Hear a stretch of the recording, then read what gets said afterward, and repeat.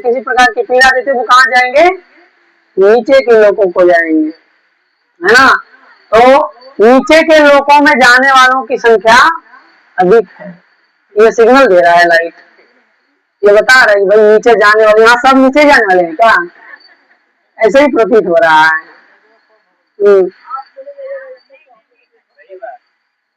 ये तो कर्म की गति तय करेगी और किसी का कर्म ही निर्धारित करता है वो कहाँ जाएगा। हमारे कर्म से किसी की गति नहीं निर्धारित की जा सकती है। प्रत्येक जीव अपने अपने कर्म लेकर इस संसार में आया। लोग कहते हैं ना कि बंदी मुट्ठी आया था और खाली हाथ जाओगे, कोई खाली हाथ नहीं जाता भैया। अपने कर्म को पूरा भर भर कर पोटली भर कर यहाँ से लेकर जाते हैं। लेकिन यहाँ कह रहे हैं कि इस संसार से वैराग्य चाहिए। यदि आप इस संसार से मुक्त होना चाहते हैं तो आपको क्या चाहिए, वैराग्य, है ना। और वैराग्य कैसे आएगा, वैराग्य आएगा ज्ञान से। जब तक ज्ञान नहीं होगा तब तक आप ज्ञान की तलवार से, जब तक आप इस संसार के असत्य को काटेंगे नहीं तब तक आपको वैराग्य नहीं है। हमारे साथ जितने भी रिश्ते हैं सब झूठे हैं, आपको पता है, कोई भी रिश्ता काम का नहीं है। लेकिन हमें यह ज्ञान है कि हमारा काम करेगा, है ना। हमको लगता है कि हमें बचा लेगा, मेरी पत्नी बचा लेगी, मेरा बच्चा बचा लेगा, मेरी माँ बाप सब लोग रिलेशन वाले सब के सब मुझे बचा लेंगे, लेकिन कोई हमें बचा नहीं सकता है। आप कई प्रसंग दे सकते हैं, है ना। एक हाथी था, नाम सुना होगा आप लोगों ने, गजेंद्र। और गजेंद्र को जब ग्राह ने पकड़ लिया ना तो गजेंद्र ने सबको पुकारा, हथनी आई उसका बेटा आया, सबने सीकर बनाया उसको जल से उस भवसागर रूपी तालाब से निकालने का प्रयास किया, लेकिन कोई निकाल नहीं पाया। तब गजेंद्र को भगवान याद आए, क्योंकि पूर्व जन्म में तपस्या किया था। इंद्रदेव नाम का राजा था और उसने साधना किया था, और गजेंद्र ने भगवान को एक स्तोत्र गाकर प्रार्थना किया और भगवान ने उसको बचाया। क्यों उसको स्तोत्र याद आया, क्योंकि उसने भजन किया था, है ना। अभी हम जो भजन कर रहे हैं इसके बाद काम आएगा। जरूरी नहीं कि एक ही जीवन में भगवत धाम चले जाएंगे या भगवान को प्राप्त कर लेंगे। कई जन्मों के संचित कर्म तपस्या बल होकर, बलवान होकर जब फलीभूत होगी तो निश्चित हम भगवान के धाम जा सकते हैं। कोई ऐसा नहीं कह सकता हम इसी जीवन में। हाँ, जो वरिष्ठ भक्त हैं, जो बहुत दिव्य लेवल पर, जिन्होंने ज्ञान के तलवार से इस संसार को काट दिया है और वैराग्य उत्पन्न कर लिया है, वो निश्चित इस धाम से चले जाएंगे। अभी हम लोग आसक्त लोग हैं, हम लोग गृहस्थ नहीं बल्कि गृह मेधी हैं। क्या है, गृह मेधी, मतलब घर में ही आ सकते हैं पूर्ण रूप से। कहीं भी जाएंगे शाम तक यहाँ आना ही है, होता है कि नहीं। कहीं भी जाओ शाम तक वापस आना ही है। तो संसार से वैराग्य होगा कैसे, है ना। अगर हमारा ये लक्ष्य है, भगवान कपिल देव ने, ऋषभ देव ने अपने पुत्रों को एक उपदेश दिया था। यदि आप लोग भागवत पढ़ते होंगे तो पता होगा, कहते हैं नायम देहे देह भाजा निलोके कष्टान कामत पर अति विद्यान में। मेरे पुत्रों, ये संसार तपो दिव्यम पुत्र काये न सत्वम, ये शरीर जो मिला है तपस्या करने के लिए। कैसी तपस्या, दिव्य तपस्या, है ना। दिव्य तपस्या करने के लिए शरीर मिला हुआ है। और दिव्य तपस्या क्या है, दिव्य के लिए तपस्या। दिव्य कौन है, भगवान कृष्ण दिव्य हैं, और इस शरीर को कष्ट देकर तपस्या करेंगे तब जाकर हमें भगवान प्राप्त होंगे।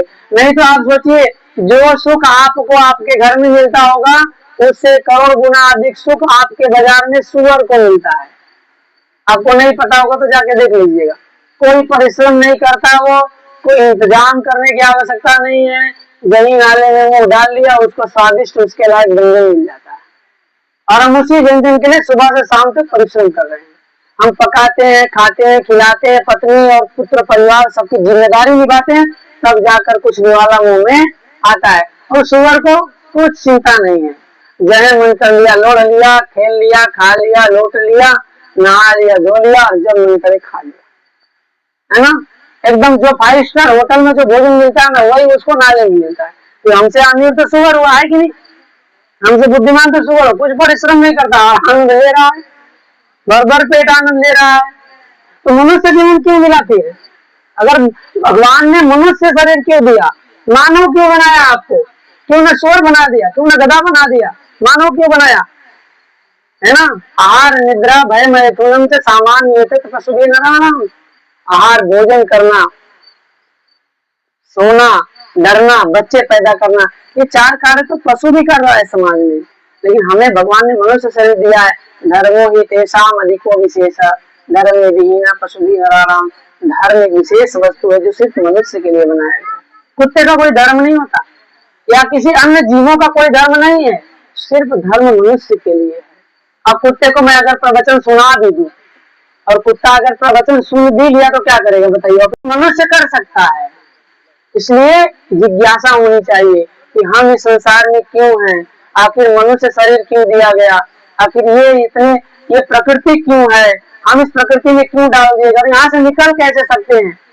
और दिक्कत क्या पता है, हमारा दुर्भाग्य, हमें पता ही नहीं हम कष्ट में हैं, हमें पता ही नहीं हम फंसे हुए हैं। अगर कोई व्यक्ति जेल में है और उसको पता ही नहीं कि वो जेल में है तो निकलने का प्रयास करेगा कभी करेगा नहीं। लेकिन अगर पता चल जाए हम जेल में हैं तो निकलने का प्रयास अवश्य करेगा।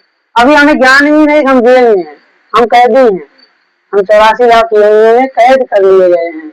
और इस कैद का कारण क्या है? हमारा अज्ञान। हमारा अज्ञान ही हमें कैदी बनाकर रखा है।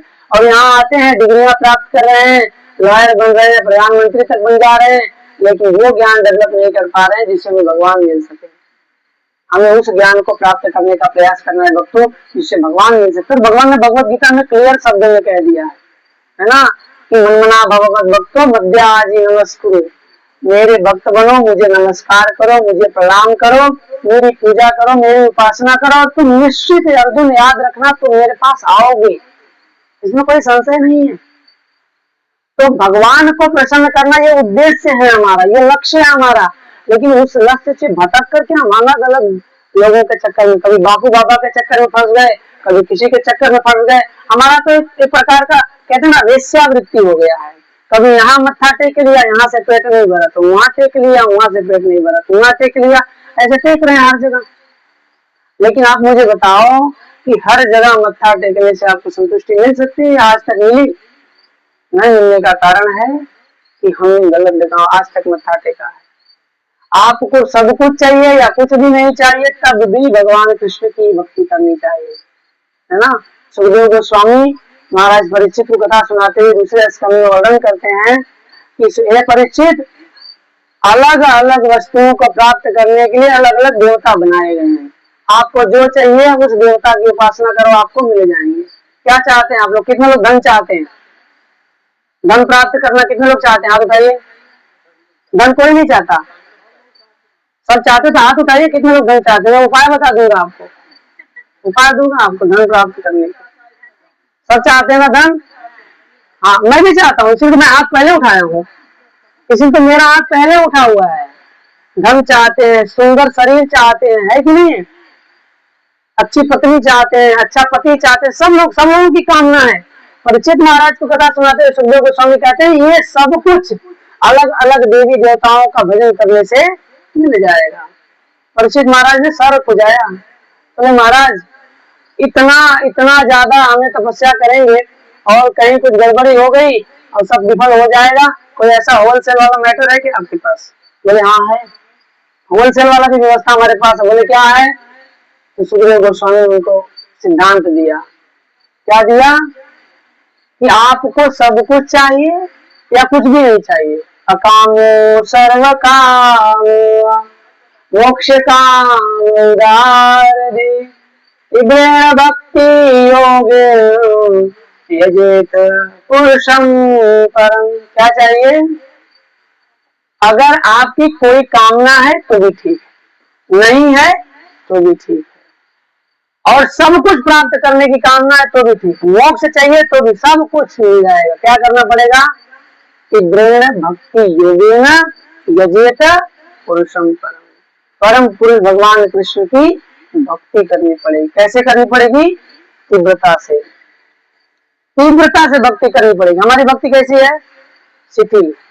16 माला जप कर लिया, माला को टांग दिया, माला इंतजार करता है, भाई कहाँ गया जपने वाला, कल मिलेगा कि आज ही मिल जाएगा दोबारा, है कि नहीं? फिर माला रोता है, हम सोते हैं। फिर अगले दिन आया, अरे गुरु महाराज को वचन दिया 16 माला जप करने के लिए, ठीक है, फटाफट गिनती कर लिया, टांग दिया। इससे तो भगवान नहीं है। तीव्र भक्ति योगी है ना, जजेत पुरुषम। तीव्रता से यदि भक्ति करोगे निश्चित भगवान मिलेंगे, इसमें कोई संशय? जिसने किया है उसको मिले हैं। है ना, जैसी करनी वैसी भरनी, है ना, निश्चित। लेकिन हम आप जिस स्थिति में हैं, यहाँ अभी हमें साधना की आवश्यकता है। वो साधना होगी कैसे? देखिए, बिना वैराग्य के साधना नहीं हो सकती भक्तों। कुछ ना कुछ वैराग्य तो चाहिए, और वैराग्य सब लोग करते हैं, लेकिन निकृष्ट वैराग्य, कुछ ना कुछ वैराग्य आप लोग करते ही करते हैं कि नहीं? बहुत सारा वैराग्य। अभी खेत में कोई फसल खराब हो जाए ना, तो क्या कहते हैं, अरे चलिए कोई बात नहीं, सही मौसम, फसल नहीं हुआ, बरसात नहीं, सबका गया तो हमारा भी गया। वैराग्य है कि नहीं? थोड़ा मोड़ा वैराग्य है, चलो सबका गया तो हमारा भी गया। कोरोना में ना, एक व्यक्ति को गांव में कोरोना आया तो उसको हार्ट अटैक आ गया, लेकिन पता चल जाए ना, अगर कोई आके बता दे, अरे आपके पड़ोसी को भी तो, अच्छा उसको भी कोरोना हो गया, तब तो ठीक है, तब मतलब मैं स्वस्थ हूँ, मतलब और भी लोगों को कोरोना होगा, इसका मतलब मैं ठीक स्थिति में। अकेले हो गए तो परेशानी वाला मैटर है। ऐसे ही होता है, वैराग्य होता है, लेकिन थोड़ा क्षणिक वैराग्य होता है, मरकट वैराग्य इसको बोलते हैं, है ना। लेकिन हमें वैराग्य कैसा चाहिए? स्थिर वैराग्य। और माता पिता कितना वैराग्य दिखाते हैं, अपने बच्चों को पढ़ने के लिए भेजते हैं स्कूल में पढ़ाई कर लिया तो कहते हैं अच्छी नौकरी चाहिए ना, जीवन चलाना, इसलिए कॉलेज में भेजना पड़ेगा, तो दिल्ली, मेरठ, गाजियाबाद भेज देते हैं। वो 2-3 साल रह के पढ़ता है तो कहते हैं कि हमारा बेटा पढ़ रहा है ताकि क्या करेगा? नौकरी प्राप्त करेगा, है ना, सक्सेस हो जाएगा। और उसके बाद जब नौकरी प्राप्त कर लेता है ना, तो उसके लिए एक लड़की की व्यवस्था करते हैं सब, शादी हो जाए तो नौकरी पा गया, कमाने, और जैसे ही लड़की आती है उसको लेके उड़ जाती है, कहाँ गई? तो फिर वो दिल्ली, बम्बई, फिर वो अच्छा अपने परिवार को लेकर रहेगा। वैराग्य है कि नहीं है? आपने किया नहीं समर्पण। लेकिन अगर वही लड़का ब्रह्मचारी बन जाता तब तो हार्ट अटैक आ जाएगा। साधु बन गया, इस्कॉन वाले तो साधु बना दिए हमारे बच्चे को, सही है कि नहीं? लेकिन उसके पहले भी तो आपने वैराग्य दिखाया कि नहीं? बहुत बड़ा वैराग्य है।